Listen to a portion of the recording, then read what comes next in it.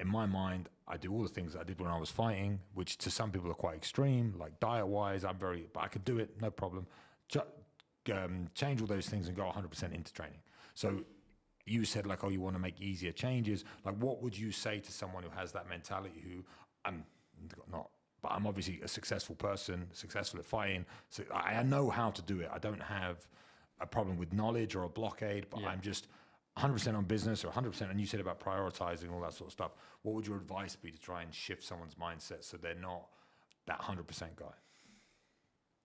Take the time to redefine what success is. So again, like stretching that 12 to 24 month vision, be like, okay, like what does the end result look like for you in terms of all or nothing is fine. I don't have an issue with all or nothing guys are great. I work with a lot of high performers that all in, and that's great. But it's just about re-establishing and managing expectations about what all in actually looks like now. Because all in to what you considered all in was when you're 25 is different to what you're 35. So again, like guys are going into the gym trying to do bro body part splits, chest, back, arms, when really they only have time for maybe 30, 45 minute session. It's like, okay, well, let's do full body. Let's maybe superset, do some circuits, that kind of thing. It's like just redefining what all in actually looks like.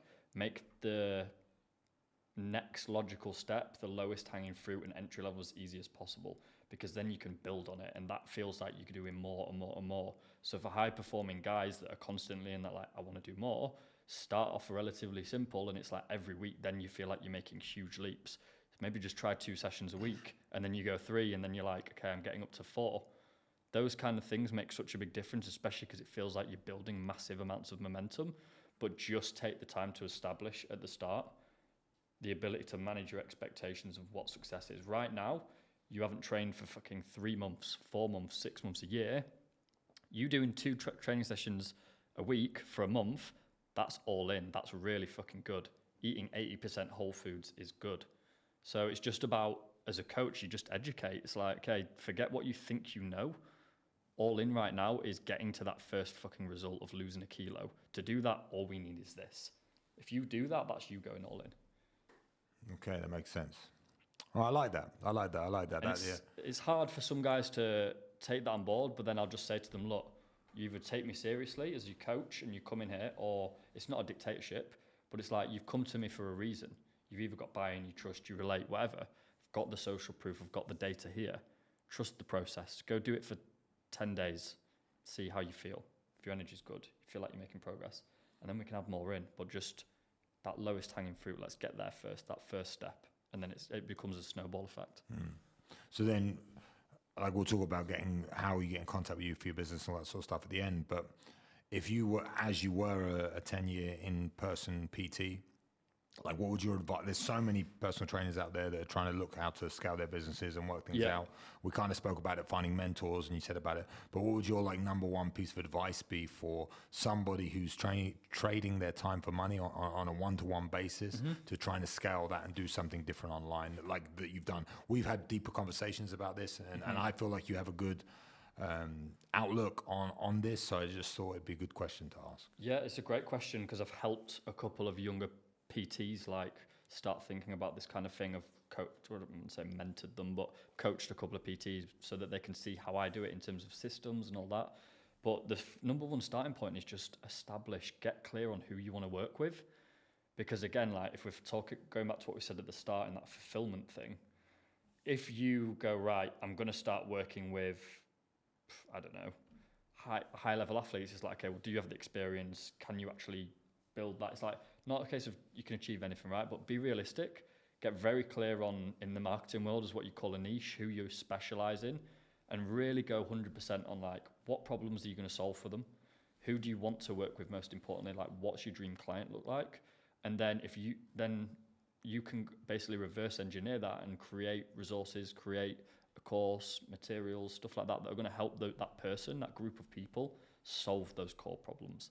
And that's not the same in any business. That's not fitness related. It's like, what problems are you solving? That's all business is. You charge for a service to solve someone's problem. So who do you want to work with? What problems are you going to solve? And then you start plugging in all the shiny objects of a logo, brand name. Forget about all that stuff early on. I made that mistake. Spent so much time focusing on branding and all that shit when I need to just speak to more people. You know, why are you not getting any clients? Because how many people are you talking to and trying to help every day? It's the simple stuff. Because I think a lot of people do get hung up on that, but starting for a lot of people doing everything you just explained is quite a scary leap to make. They have no knowledge on it whatsoever. You know, like again, talk about Dan again, like we were talking. He has zero knowledge. So where did you? I know you said again you did mentorships, but where did you find the knowledge to? Because we spoke, I'm going through this journey now, scaling a business online, selling info products, doing all these things, and I'm asking you questions about it because you were there a little while ago. Yeah. So it's like, where did you find the resources to help you with this? I think it's one of them, like if you've got ground experience of doing, it's different in every industry. Like I said, it isn't. It's like, I've been in the fitness industry for 12 years, right? So, probably longer now. How old am I, 29? Yeah, 12 years. So, I knew that online coaching was an aspect within the fitness industry, but I already had the experience as a coach, so it's kind of like just branching out from that. But I think for other guys, it's like, not other guys, anyone who's looking to start or go into online, it's just, okay, well, who's in your industry? Who are the leaders in the industry? Who are the educators? Who are the people that are doing really fucking well? It doesn't have to be a business mentor. Like Joe, my coach, not really like there to mentor me from a business perspective. He does help in a sense, but he's done some amazing things physically that I was like, I want to fucking do that. He's run a very fast marathon. May, I did a powerlifting, what I call a powerthon. I did a powerlifting total and I ran a marathon in the same week. So squat, bench, deadlift, my max, ran a marathon in the same week. I never thought I could even run a marathon. Hired him, showed me the blueprint, boom, go and do it. So it's not even a case of like finding mentors. It's about, okay, do you see anyone that's done what you want to do? So first, get clear on what you want to do. What problems do you want to solve? Who's currently solving those problems? Get in their circle, that environment thing we talked about. Learn everything you can from them. Go fucking implement it. And you're already halfway there. And if you have to pay to do that, pay to do it because it's going to save you time. It's going to save you energy.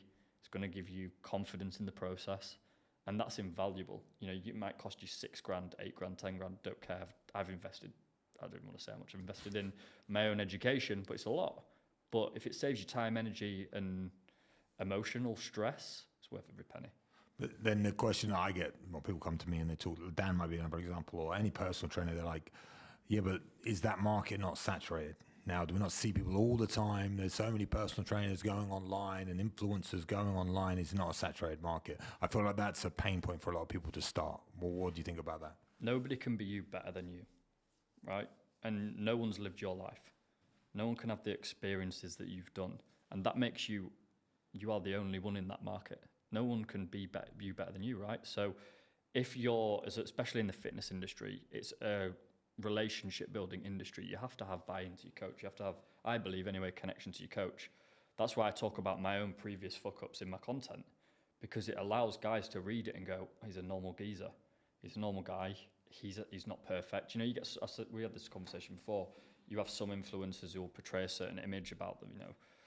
They've never had a fucking scar. They've never done anything wrong. And it's like, I mean, some people buy into it, but it's just not, I don't think it's realistic. And I'd rather be fully transparent, because then people will always respect you enough to take on board your feedback. And they're the kind of clients that you want.